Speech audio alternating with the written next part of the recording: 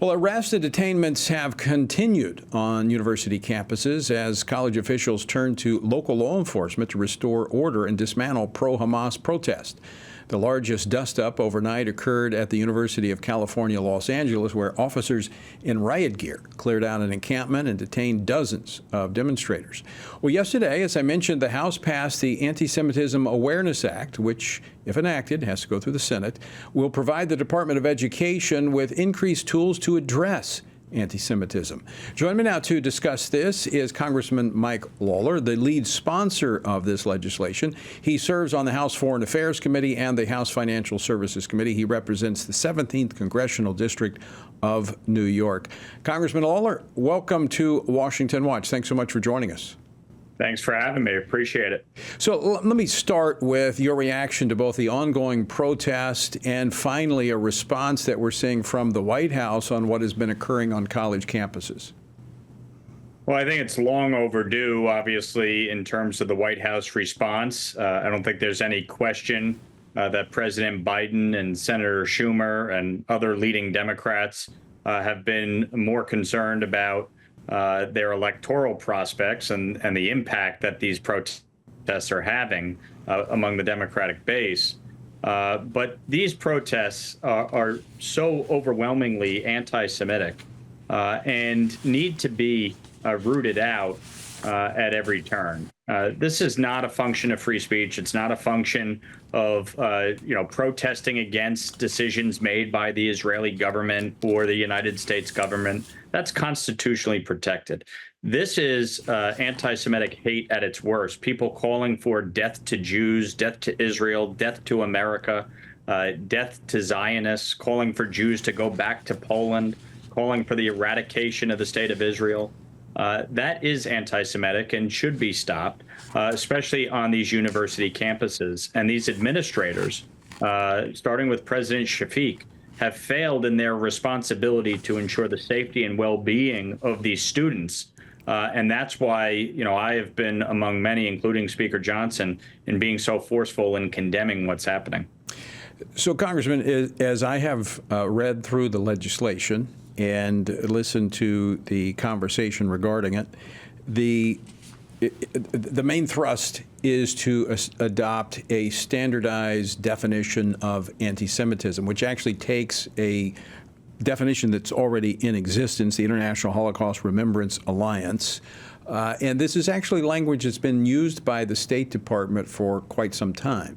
So this is really not new. In fact, I think, if I'm not mistaken, there was an executive order during the Trump administration doing something very similar. So this is not new. Am I correct?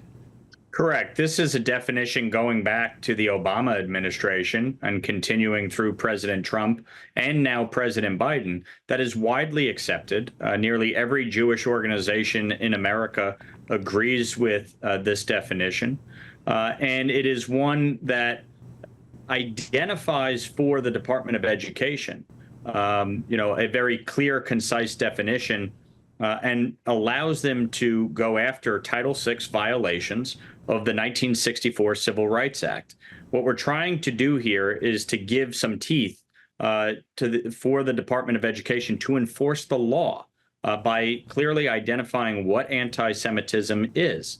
It does not mean that every single instance that is identified in the contemporary examples, therefore, is going to result in some type of situation. But it's giving, examples that can be referenced depending on the context of what is occurring. And so this is a widely accepted definition. President Trump issued an executive order on this definition.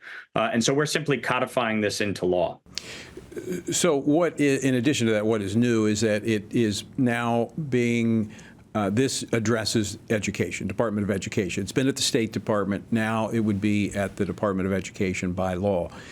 I want to ask you, there's been some opposition raised about this. In fact, I talked to the speaker about it yesterday. He called me about this because there was concerns that some were saying, a couple of your colleagues were saying that this would criminalize the gospel.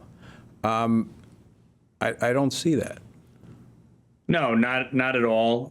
Look, I'm a practicing Catholic, born and raised go to church. I believe very deeply in the gospel and in Jesus Christ. But what we're saying in here by codifying this definition and its contemporary examples, one of the examples that some of my colleagues were referencing says that if you are using, a anti-Semitic trope such as, Jews kill Jesus, meaning all Jews are Christ killers, then yeah, that can be deemed anti-Semitic if you're trying to imply that all Jews or all Israelis are Christ killers. Nobody is saying that the Bible should be criminalized. Nobody is saying that anybody who believes in the context of the Bible is somehow wrong. What it is saying is if you are trying to use something for the purpose of attacking an entire group of people and trying to associate them with some action that someone else may have taken for the purpose of discriminating against them, then that can be considered anti-Semitic. But in no way is anybody objecting to or trying to target Christians with this bill. This is about putting in place protections on college campuses for Jewish students.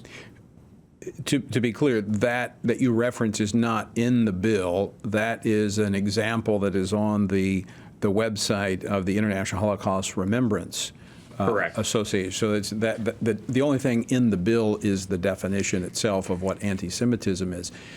Another one of your colleagues said that this is, we ought to be going after actions, not thoughts, that this is somehow criminalizing beliefs and thoughts. Speak to that.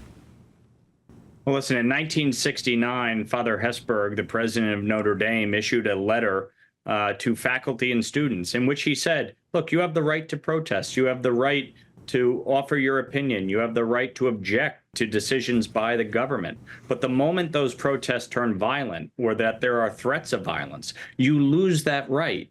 And you'll have 15 minutes by which to disperse and cease and desist. And if you don't, we will verify that you have an ID. And if you have an ID, you'll be suspended. If you don't, you'll be arrested. And if you stay further, you'll be expelled and arrested. The objective here is to get back some sanity and control on these college campuses.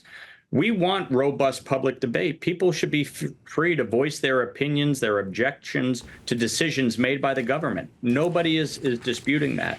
And even in the definition, it says if you criticize the state of Israel as you would any other government, that's fine. That's not anti-Semitic. But if you're just criticizing Israel because it's a Jewish state or you're, against the Zionist state and you want all Zionists to die, then, yeah, that is anti-Semitic. And so, I respect my colleagues who, have had a different perspective on this. But I think clearly defining what anti-Semitism is and providing some context to what is happening in America today is important, especially as the Department of Education seeks to enforce Title VI violations. I agree that we should have clear definitions. I think the same problem we see with like hate crimes, hate speech. There's no definition out there, and so it's like silly putty. It's stretched to accomplish whatever someone wants to do. I will also point out that in this legislation that passed the House yesterday, it reads constitutional protections. Nothing in this act shall be construed to diminish or infringe upon any right protected under the First Amendment to the Constitution of the United States. So speech, religious freedom is not affected by this. Not in the least. And that's why there was broad bipartisan support. You saw 320 members of Congress vote for this bill. None of us would put forth something that would curtail free speech and First Amendment rights or violate someone's constitutional freedoms. But what we're seeing on these college campuses every day is a violation of federal law and violating the constitutionally protected rights of Jewish students in particular, based on what is happening on these campuses. And so we're trying to provide the Department of Ed, as well as these universities, a clear path forward on how to deal with these instances of anti-Semitism. Final question very quickly, Congressman Lawler. What are the next steps? The prospects in the Senate, are they good? Look, there's broad bipartisan support in the Senate as well. I mean, I had 59 co-sponsors on this bill heading into the vote yesterday, and obviously we had 320 members support it. There's a strong bipartisan support in the Senate, and my hope is that Chuck Schumer, the highest-ranking Jewish official in American history, will put forth this bill for a vote and let the senators have their say. And ultimately that President Biden would sign it into law. As we pointed out in the interview, this is a widely accepted definition that the State Department has already used, and we're simply codifying it into law. All right, Congressman Lawler, thank you so much for taking time to join us today. Thanks for having me.